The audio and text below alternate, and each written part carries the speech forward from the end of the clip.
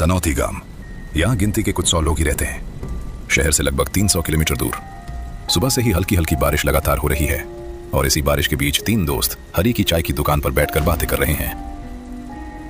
इस मार्च के ठंडी मौसम में बारिश की क्या जरूरत है भला? समझ नहीं आता। गर्मियों में जब हम पिघल रहे होते हैं तब तो ये बारिश आती नहीं, जब जरूरत होती है तब कुछ भी काम नहीं आता। अरे इसमें बुरा क्या है? कंबल में लिपटकर लंबी और आरामदायक नींद ली जा सकती है और खाना खाकर कंबल के अंदर कहानी की किताब पढ़ने का मजा ही अलग होता है। बस कर, तेरी तो नींद ही नींद है।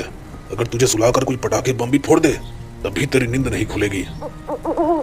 मुझे नींद बहुत पसंद है और समझ ले, जो नींद से प्यार करता है उसकी जिंदगी की आधी समस्याएं खत्म हो जाती हैं।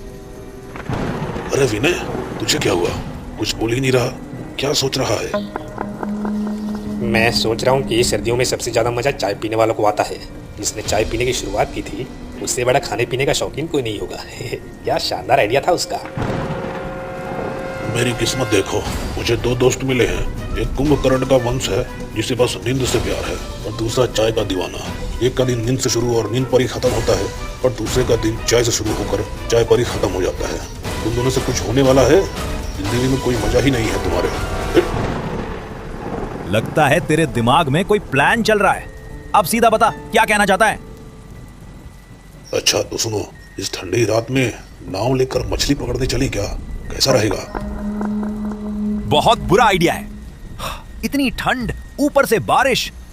अगर मुझे बुखार या सर्दी हो गई तो पिताजी मुझे बहुत मारेंगे, और अगर कुछ और हो गया, नहीं नहीं, मुझे भूतों से बहुत डर लगता है। जब बिल्कुल, कितना डरपोक है रे तू। हम लोग साथ रहेंगे तो फिर क्या डर रहा है? तो क्या तू चल रहा है विनय? सिर्फ मैं क्यों, ये ललित भी जाएगा। सुन, रात का खाना खाकर हम गंगाराम काका की छोटी नाव और जाल लेकर निकलेंगे। फिर घाट पर बैठकर बातें करेंगे और जाल डालकर मछली पकड़ेंगे। नहीं नहीं, मैं नहीं जाऊंगा। मेरे पिताजी मुझे जाने ही नहीं देंगे। अरे बेवकूफ, क्या तू अभी भी छोटा बच्चा है? घर में सोने का नाटक करना और खिड़की से निकल आना। तो तय रहा बात, आज रात हम मछली पकड़ने जाएंगे। सोचकर ही कितना अच्छा लग रहा है। पता है, ये मेरा बहुत पुराना सपना था। कितना पुराना सपना? अभी तो कहा तूने। अच्छा बस कर, अब हम चाय की दुकान के सामने मिलेंगे। अभी घर चलते हैं। लेकिन उससे पहले नाव और जल का इंतजाम करना होगा। वो सब मैं देख लूंगा। और तू इतना डरा हुआ क्यों लग रहा है? हर चीज से डरता है, डरपोक कहीं का। अब विनय, बकवास मत कर। मैं बिल्कुल भी डरपोक नहीं हूं। मेरे अंदर बहुत हिम्मत है। तो ठीक है, महान वीर ललित चौधरी जी, आप आज रात मछली पकड़ने आकर अपनी बहादुरी दिखाएंगे। ठीक है, मैं भी आऊंगा।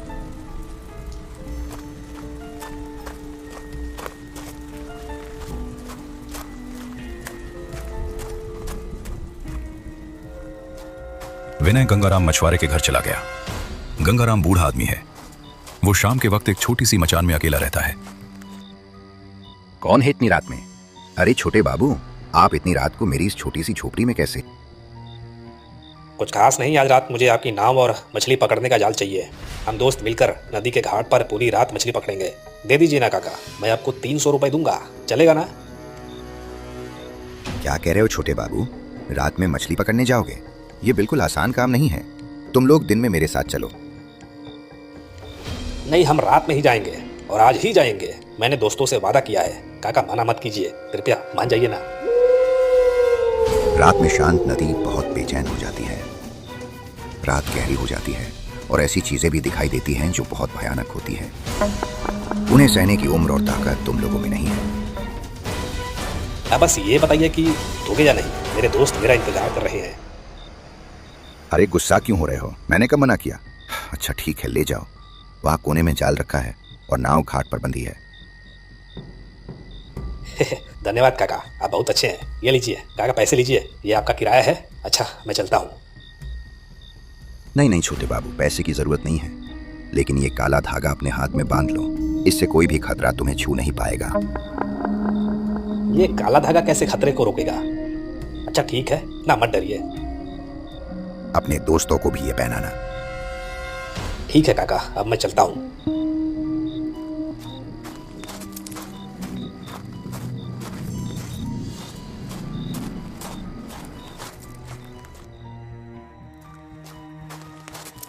विनय जाल लेकर चाय की दुकान के सामने आया और देखा कि सार्थक एक बैग लेकर खड़ा है। विनय को आते देख सार्थक बोला, अब आ रहा है तू? कब से इंतजार कर रहा हूँ। लगा था तू ऐसे ही बोलकर नहीं आएगा। अरे सुन, विनय चौधरी अपनी बात का पक्का है, लेकिन तेरे हाथ में इतना बड़ा बैग क्यों है?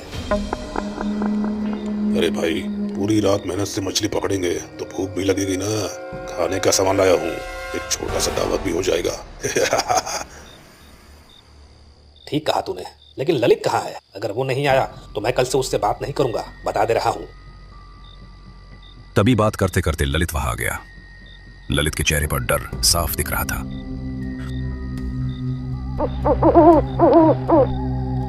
क्या हुआ रे? तू तो बहुत बहादुर बन रहा था। जल्दी आ। अरे विनय, तेरे हाथ में ये काला धागा क्या है? क्यों पहना है? गंगाराम काका ने दिया है, सुबह तक इसे हाथ में रखना होगा। मैंने उनसे वादा किया है, उन्होंने तुम लोगों के लिए भी दिया है। लोगे क्या? अगर इससे खतरा रुक जाता तो दुनिया में कोई मुसीबत ही नहीं होता। ये सब लोगों का अंधविश्वास है। जो भी हो मुझे भी दे दे विनय, मैं पहन लेता हूं। सार्थक, पहन ले तू भी।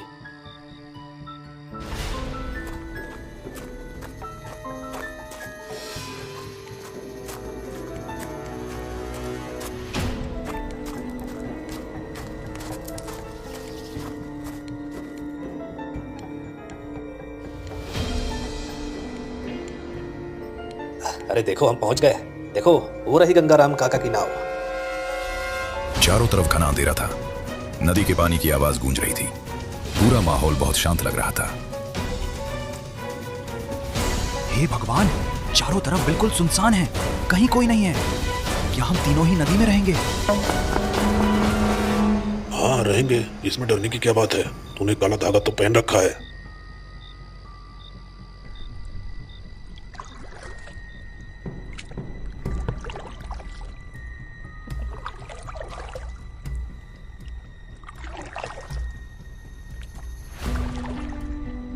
विनय नाव चला रहा था, ललित बैठा हुआ था और सार्थक नदी में जाल डाल रहा था।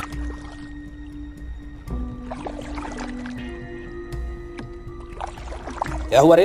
कोई मछली मिली क्या? लगता है यहाँ एक भी मछली नहीं है। 10-12 बार जाल डाल चुका हूँ, एक भी नहीं मिली है अभी तक। अब क्या करें हम? आगे थोड़ा बढ़ेंगे तो एक शमशान घाट है, क्या वहां जाकर देखें? नहीं, बिल्कुल नहीं। उस जगह के बारे में बहुत बातें सुनी हैं। वहां मत जाओ, प्लीज मत जाओ। मछली इतनी जरूरी भी नहीं है। आज रहने देते हैं, घर चलते हैं। अरे चुप कर, बाद में बोलेगा कि मुझे मछली पकड़ना नहीं आता। देख लेना, सबसे बड़ी मछली मैं ही पकड़ कर दिखाऊंगा। विनय, चल उसी चले हुए शमशान घाट की तरफ चलते हैं। मत जाओ, चलो घर वापस चलते हैं। अरे डर क्यों रहा है? हम लोग साथ हैं ना, चल, कुछ नहीं होगा। वे तीनों शमशान घाट की तरफ बढ़ने लगे। उस जगह से जुड़ी बहुत सारी डरावनी कहानियां थी, लेकिन उन्होंने अपने डर को नजरअंदाज किया और आगे बढ़ते गए। चारों तरफ सियारों की डरावनी आवाज गूंज रही थी। अंधेरा और सन्नाटा माहौल को और भी खौफनाक बना रहा।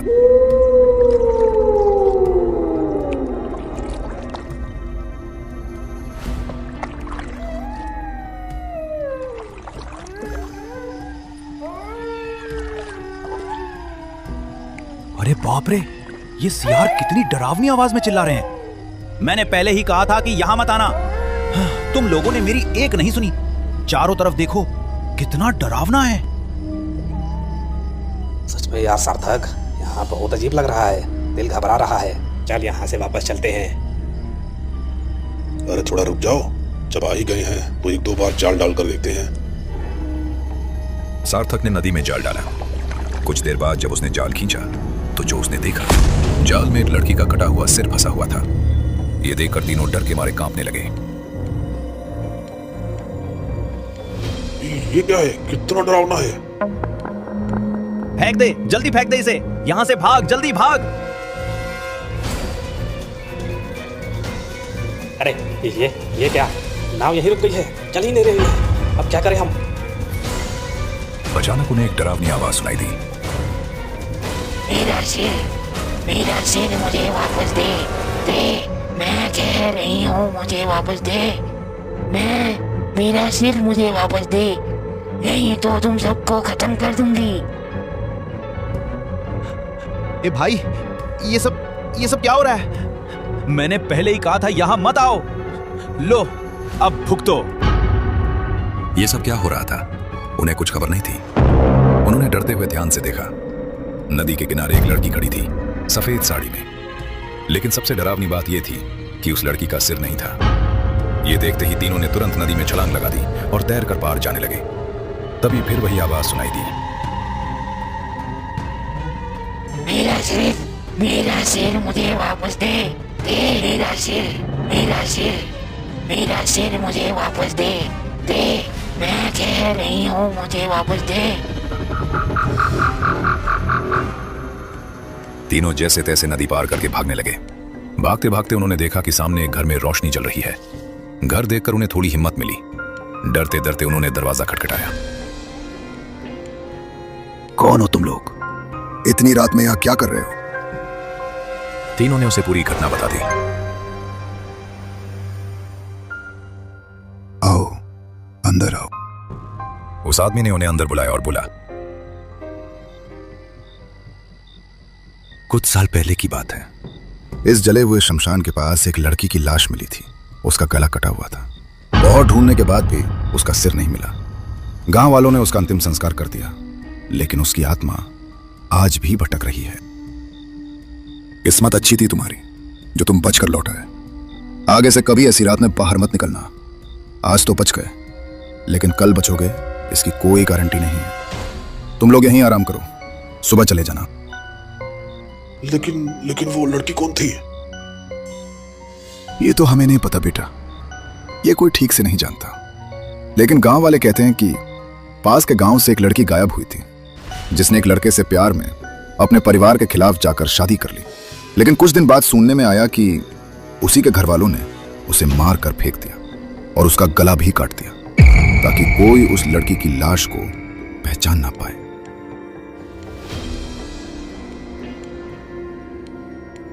हालांकि गांव वालों को सिर्फ उसका शरीर ही मिला था। आज तक किसी को उसका सर नहीं मिल पाया।